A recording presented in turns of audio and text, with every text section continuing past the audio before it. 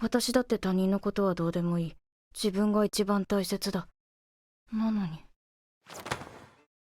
So a discussion had been going on online, and I have seen a lot of people saying that Maomao is an unreliable narrator. It's a fun theory. After all, Maomao constantly downplays her intelligence, misreads situations sometimes, and makes some great judgments about people around her. And as she herself said, she can be emotionally clueless. Because of this, some viewers and readers have started to suspect that Maomao's point of view might not be trustworthy at all, meaning that it's a deception in the narration. But let's pause for a second. Just because a character is emotionally confusing or says one thing and does another, does that actually makes them an unreliable narrator? Or is their character just written that way? Let's go a little deep to clear it out.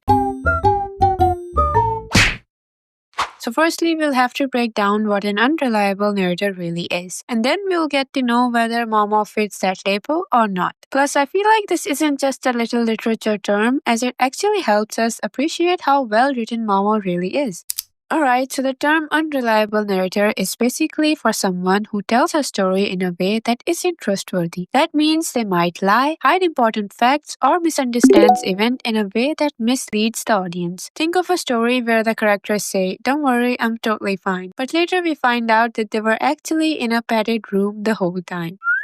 That's basically deception. The story itself is shaped by what the narrator wants you to think, and most of the time it's in the first person point of view. So basically, a reliable narrator presents events fairly, and an unreliable narrator withholds or alters the truth, intentionally or not, forcing readers to question what actually happened. But Maomao, she's not actually lying to us. She tells things as she sees them, bluntly, sometimes awkwardly, and often with great interest and enthusiasm, which is one of the things that makes her so lovable. Because without them, she doesn't seem like herself. You're not excited by this? How about an incentive then? Her observations are mostly sharp, and she's not hiding or manipulating the truth of what's happening around her. Also, the story makes it very clear when she's wrong about something. You as a reader or a viewer are always invited to see past her misunderstandings, like in the recent one where she figures out who Shishui was. And even later in the light novels, we see her being wrong about certain things and then learning more from her adoptive father Liumin and fixing her mistakes. That's the key difference. In a story with a true unreliable narrator, you don't even realize you're being tricked until much later. With Maomao, the author wants you to notice when she's not understanding something, or when she's being biased or emotionally weird. It's that weirdo I've been telling you about. His name's Lakan. So no, I don't think in a literature term, Maomao is an unreliable narrator, because the story itself doesn't rely on her to give us facts, as it's a third-person point of view, though it's mostly from her perspective, and we even got to see inside her mind. But we see things happening outside of her as well, so the narrative is kind of transparent. However, does that mean she's always reliable? Not exactly, and this is where it gets interesting, because Maomao might not lie to us, but she definitely lies to herself. So we could say that she's a self-unreliable character or a self-deceptive character. She's someone whose feelings, instincts, and self-point of views aren't reliable, not because she's trying to fool us, but because she doesn't always understand what she really feels. Onto the scenes that made me think that maybe she's actually an unreliable character. Remember when we first met Lakan, the crazy strategist who gave off serious creepy vibes? Maomao immediately disliked him, and the narrative paints him as someone to be wary of because Maomao feels that way. But later we find out that he's actually kind of important, like very important. And while he does have some off-putting behavior, he's not nearly as bad as Maomao initially made him seem. Her judgment was rooted in her inner trauma, as he appeared to her as a bloody stranger demanding to call him father when she was only 3 or so. But over time, through the narrative lens, we see Lakan acting on genuine/awkward intentions like buying out her mother, offering to reclaim her, and getting a whole army ready to get his daughter back. Don't worry, my little darling! Your papa's coming to rescue you! So that wasn't the story lying to us, that was just Maomao reacting with her personal bias. She had emotional baggage and it clouded her judgment. Another important example that people talk about is about Jinshi. And let's be honest, we all were aware that Maomao knew for a long time that something was off with Jinshi. She avoided even thinking about it at first, but it gets clear that part of her brain has figured it out, especially after the frog scene. But instead of accepting the obvious, she denies it. She tells herself that she doesn't care. She tells herself it's none of her business, but her action says otherwise. Now, is it an unreliability in narration? Not exactly. That's just psychological denial. The author don't hide the truth from us. We see that she's in denial. It's not a narrative trick. It's just Maomao being stubborn and emotionally guarded. Like we often see or hear her say that she doesn't/shouldn't care about people, that she only wants to make medicines and has no interest in nobles or political drama. But then we watch her stay up all night making hot pockets for everyone. We see her defend her friends. We see her risk her neck to save a nobleman whom at that time she didn't even know was Jinshi. Still, she insists that she doesn't care about all of that. And this contradiction isn't a plot hole either. It's her character development. It's the way her character is written. これちょうだいって言ったらくれる？ダメ。But I guess it's okay if you think about it from a purely realistic, human perspective. She is unreliable to us in a sense that her feelings, judgments, and self-perceptions often don't line up with her reality. And we should look more into what she's doing and not just listen to her. Because there are also times when she surprises herself. She doesn't want to do something, but still ends up doing it. Because she is unpredictable and unreliable that way. And almost every time she does that, she doesn't get angry at herself, but instead think of herself as a fool. イライラする。仕方ないわ。では、二人に罰を与えることにしましょう。クソババア。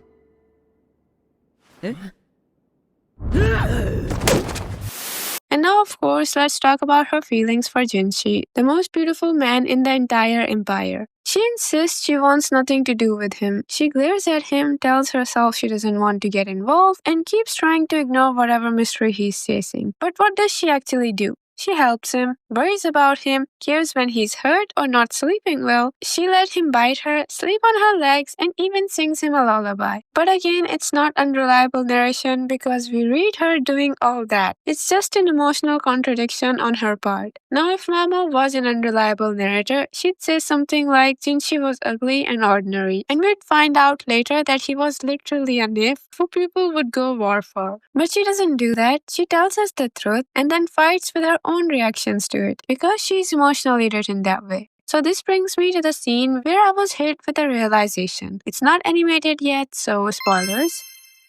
After the whole she arc was near over, Maomao returned back to her old small apothecary shop near the pleasure district with Xiaoyu. I thought she must be totally fine. She wanted her old life back, right? She should be happy, and she says that she was fine. And as we go ahead, she gets a letter from Xiaolong where she also mentions she's sweet and makes her remember the time they had ice cream together, which made her tear up. Now, I'm not a very emotional or a deep person myself, so it was such a strong realization for me because Maomao first got to know that Shisui died when she was with Jinshi. So I thought that maybe she was a little sad. But at this moment, I realized she was holding all of her emotions in. She lost her friends, her mother was gone, her adoptive father moved into the inner palace, and now she was away from all the chaos of Jinshi's life. And now that she gets all alone in her shop, it hits her and it all comes running down her face. And the worst realization for me was that she felt numb afterwards, thinking that they probably don't need her, moving to self-harm like it was nothing. She ties a string around her left pinky finger, picking up a knife to cut deeper just because she doesn't feel any pain. It was a good thing Jinshi arrived in time, and it literally shows us that we should not just listen to what Maomao says because she herself is unreliable. But it also highlights the author's show not tell style in writing. She doesn't always tells us the truth, but she definitely shows it to us. Right here, we get that Maomao was emotionally attached to the people she left behind. It's not some big twist that could be missed. It's vulnerability, it's character growth. It's the difference between a narrator who lies and a person who doesn't yet understand their own heart.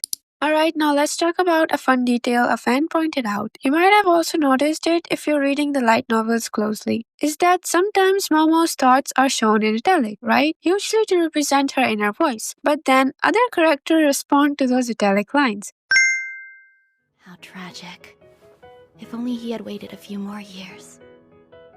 What's that? It's all the frog's fault.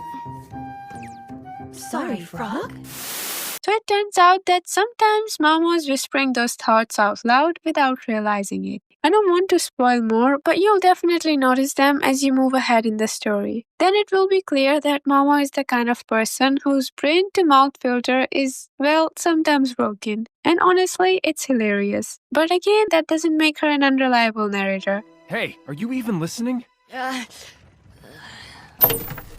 So I'd say it's fun to read a character who tricks the audience, but it's much more entertaining and more rewarding to write and read the characters who tricks themselves. Like Maomao's emotional blind spots, her cultural biases, her denial, and her emotional contradictions are all parts of what makes her feel so real. She says that she doesn't care, but she does. She says she doesn't want to get involved, but she always does. She says Jinshi doesn't matter to her, but he absolutely does. And the best part is that the story never hides it from us. We are definitely in on it, and we get to see her growing, breaking down her own walls, and slowly realizing what she really wants and what she really feels. And honestly, that's what makes her so damn lovable. Alright, that was it for the video. Keep in mind that I'm not a major in English literature. It's not even my first language. I just asked around and did some research, so tell me what you think. I hope it was understandable and I hope you liked the video. Thank you for listening to me. Take care of yourself and goodbye. I don't really want to hurt you, but I can't control the pain. If you're sticking by my side, maybe we could be okay. Okay, maybe you could be the change.